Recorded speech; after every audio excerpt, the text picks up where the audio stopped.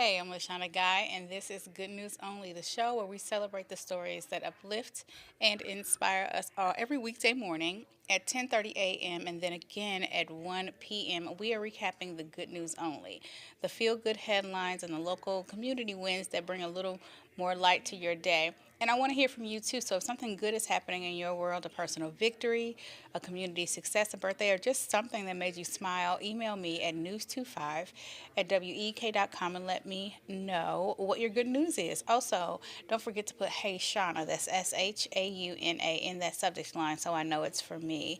You can also follow us on Facebook now and leave your good news stories there as well. That Facebook page is 25 News Good News Only. You can also comment on any of the videos and photos I post there and continue to participate in the conversations that we start right here. So today is full of good news. I always say that because this is good news only. But I wanted to tell you something. There are a couple of interesting national days today. For starters, it's Public Television Day. That's a good one. It makes me think of Sesame Street and PBS. It makes me miss it. You know, such a sad thing to see it go. National Girl Me Too Day. I love that. I love the thought of it being National Girl Me Too Day because have you ever felt that? Like, girl, child, me too. So it's National Girl Me Too Day, National Coffee Cake Day. So I would think that's an excuse to have a slice of coffee cake. It's also National Motherhood and Beauty Day. So happy National Motherhood and Beauty Day to all the women out there, whether you have children or not. You are, as far as I'm concerned, whether you have children or not, you are a mother because you just have that mother energy of the potential to nurture and love and care for. So happy Motherhood and Beauty Day. And then today's National Make the First Move Day. Now, would you make the first move over my dead body? Would I make the? I was talking about this with my aunt some time ago, and she was in agreement. One of them, she was in agreement. The one I was telling you about yesterday that I was really close to, Aunt Toya. She was in agreement. Ain't no way. No, I don't care if I liked him. To like couldn't like no more. He never know it. He better figure it out. I'm not ever making the first move, and I don't know why, but it's never. I don't know if I know completely why. Maybe I know some reasons why. I don't know, but I'm not doing it. I'm never doing it. I'm just never doing it. Now, my daughter, on the other hand, Taylor, baby, she's brave. She would, and she has made the first move. Yes, and I remember looking at her because I taught her girls don't do that. And she didn't care what I had to say. She made the first move. She got her a date. Do you hear me? Oh, I'll have to show you. She went on her first date with the guy that she asked out. And it was the cutest thing. And I was not ready for it, but I was ready for it. Um, I was okay with it because I ended up following them on the date.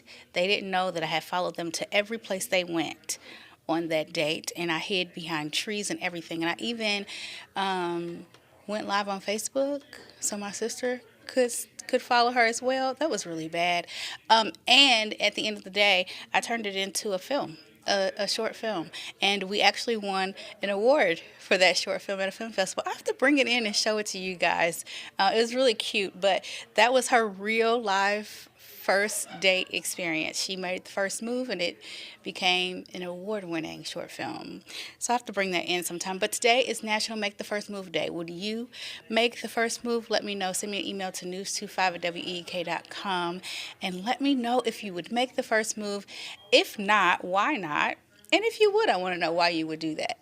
Why would you make the first move? Would you make the first move on National Make the First Move Day? And if you need to make the first move, today's the perfect day to do it. You might have some good luck with it being National Make the First Move Day. Well, we'll have more good news after the break.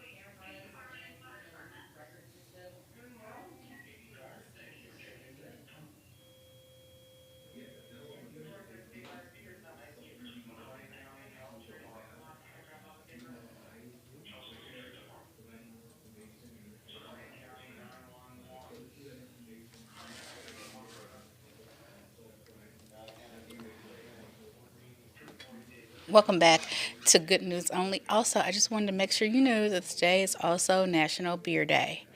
I don't happen to like beer, but those of you who need a break and who enjoy beer, maybe this might be the perfect excuse if your health allows. But today is National Beer Day.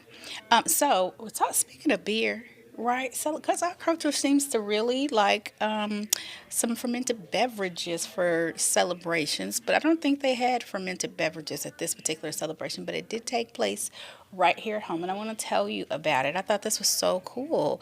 So, this was a vibrant and colorful celebration, and it brought hunters together in Bloomington for the city's first ever large scale Holy Festival.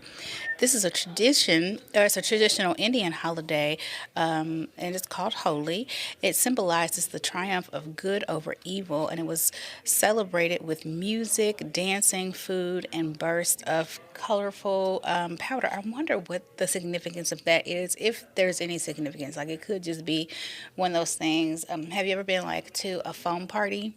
A pool party where there's foam and they just shoot foam out of this little thing over everybody. It could be as simple as that. But I wonder if there is a significance in terms of those colors. Organizer and restaurant owner Shakar Reddy says the goal was simple. He says that it was to bring people together and create joy in a stressful world. We could always use more of that. Look at that. I love to see it. They're so happy. They're not overthinking anything, they're just moving. And listen, those kids are having the time of their lives, and they clearly know the dance. I don't. So attendees traveled from across the state to attend this event, and it turned the event into a regional celebration of culture and community. That is so cool. It looks like lots and lots of fun. So, from a festival of color to a mission of kindness, one mom is helping teens shine on prom night without the high price tag.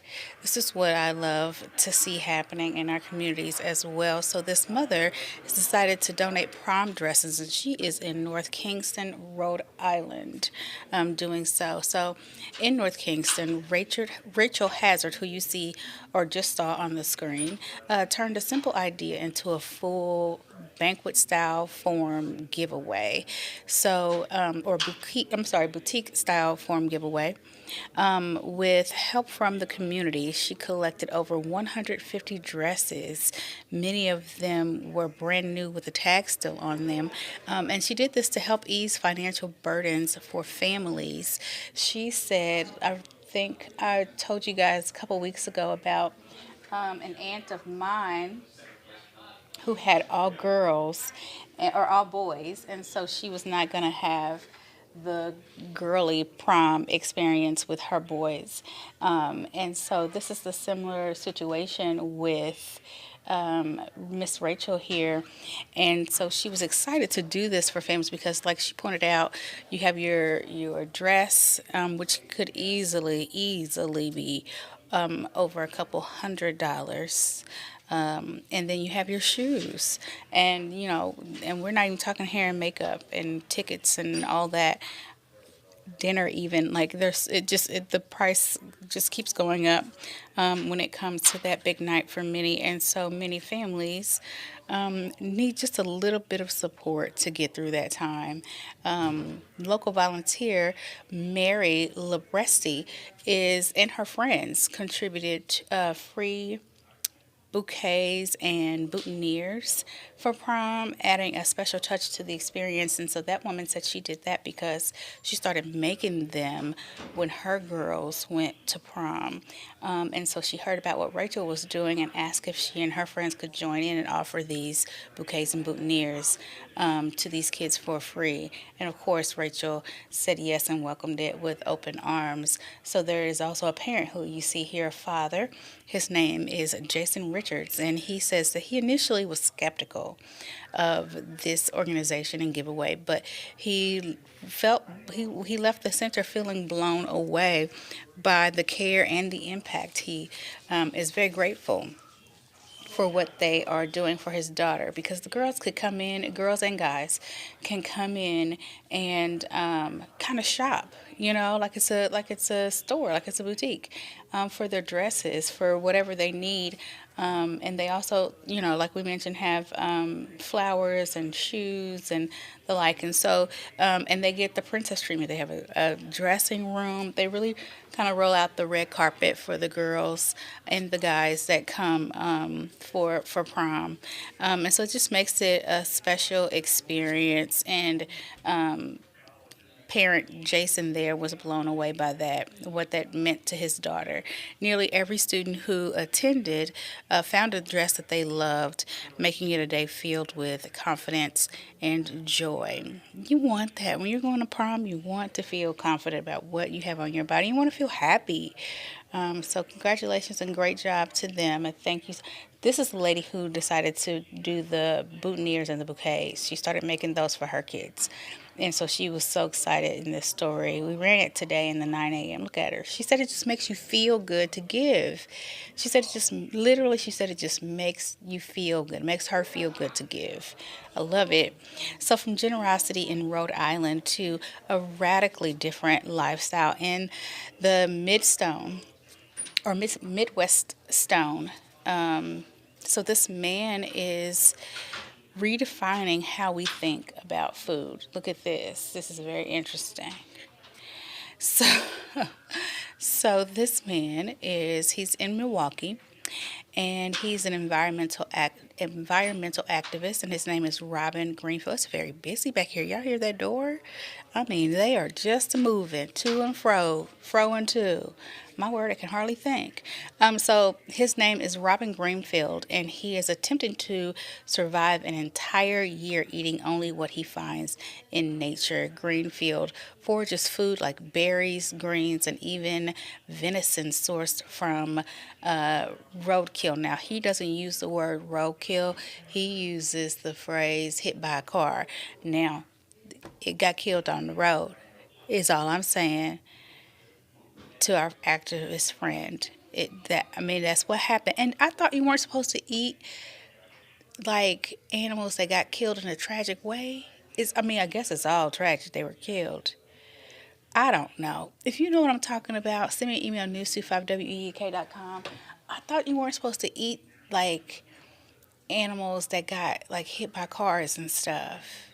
Because doesn't it do something to the meat? Like make well, I guess he could still eat it, but doesn't it make it taste different or the texture different or something? I don't know. I really think I need to be vegetarian. But then I get kind of bored. I've tried it. I get a little bit bored. Anyway, I'm back. My ADHD flared up for a second. But aren't you supposed to like not eat food that's been hit by cars? It worries me, but he's fine. He's been doing it for almost a year now. His goal is to make it to a year. He used to be a marketing firm owner, and he said he just went vegetarian. And then he decided to take it a step further. He even says that people who, do what they can to make small changes toward more sustainable living, he says that he applauds them and he always encourages them. But for himself, he just took a more and is taking a more extreme approach. And he says his goal with doing this is to inspire more sustainable living and critical thinking about how we live and the way we source our food, and what is really available to us. He now travels the country teaching others about environmental responsibility, and he's backed by a nonprofit that supports his mission. And he doesn't, any money that he makes goes back into that nonprofit. He only uses what he needs to go and actually do the work, for the travels. So he is not making money, if that makes sense, to live off of, right? Like he's not getting rich from this. But his message is that you don't have to go to extremes, but even small changes make a big difference. I think that, he truly must, he's got to believe in it for him to get down on the ground and eat grass like a goat. My only concern would be what other animals have been on there. Have they taken a bathroom break on the grass?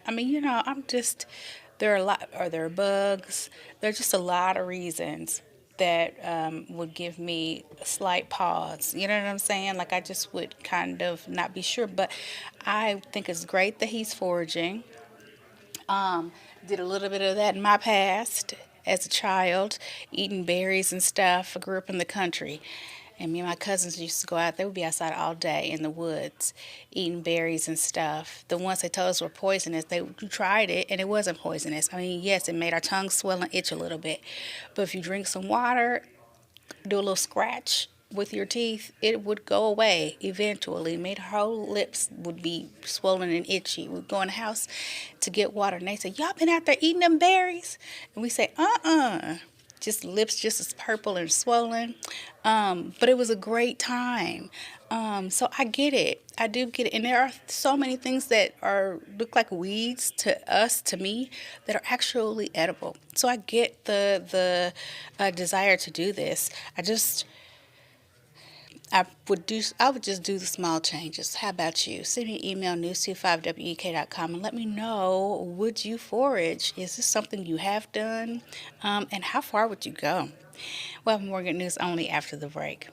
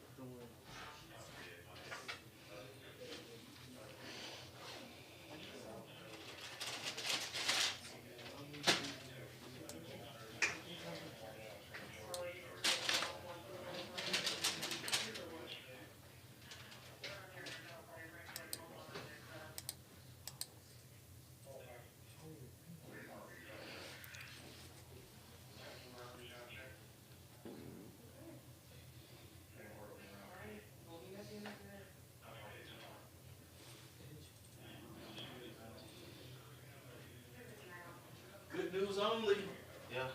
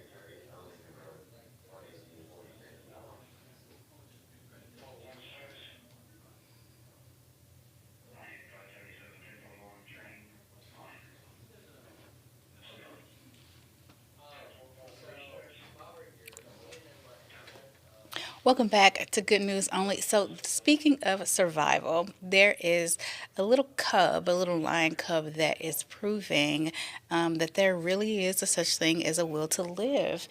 Let me show you this video. He's so cute. So, he is at a zoo in Knoxville, Tennessee, and he's a male African lion cub to be exact. And he's capturing hearts after being born February 17th. The cub is the only survivor of his litter.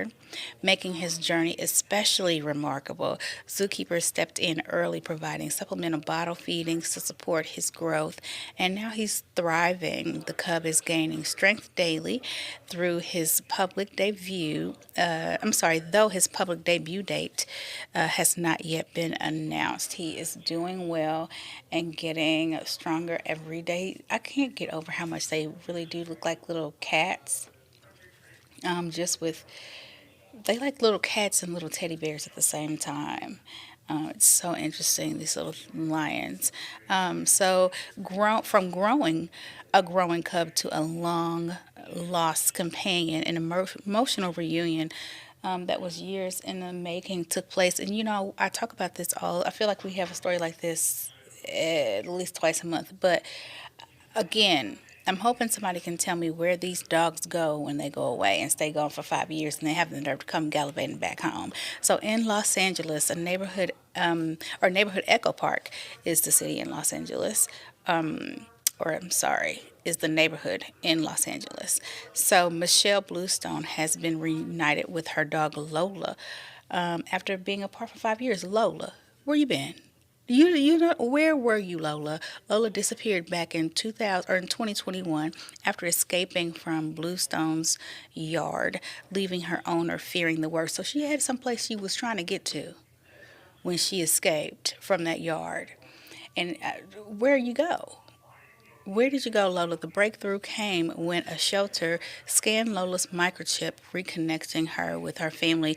Bluestone says the reunion was emotional, and she wishes she knew what Lola experienced during those last years. She says she wished, or lost years. She says she wishes she could talk. I want to know where Lola's been, and she better not be bringing no babies back in there. Where have you been, Lola? For 5 years? Somebody probably had her because she looks like she was okay. Like she looks like she's been kept up okay. Now that could have been because they went and got her hair did for the news story, but Lola, 5 years, girl, they better patch up that fence. Lola be gone again because now she knows how to make it on her own.